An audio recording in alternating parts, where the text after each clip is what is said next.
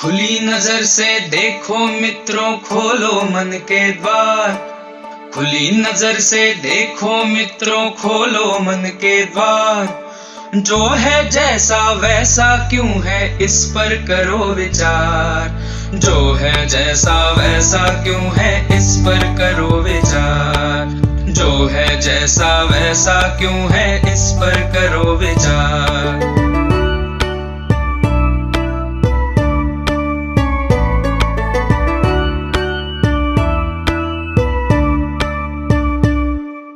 आसपास की दुनिया किन नियमों पर चलती है, किसके कहने पर ये पृथ्वी घूमती रहती है।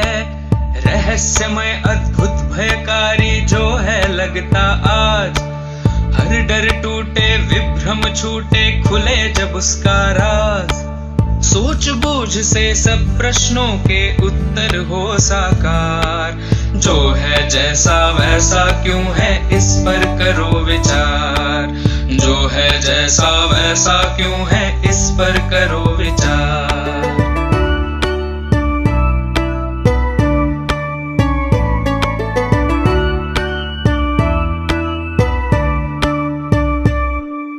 बहता पानी कैसे उड़कर बादल बन जाए, छोटे बीजों में से कैसे फसलें लहलहाएं। चारा खाकर गोबर बनता गोबर का फिर खाद, जब मिट्टी में खाद मिले तो खिले फसल का स्वाद।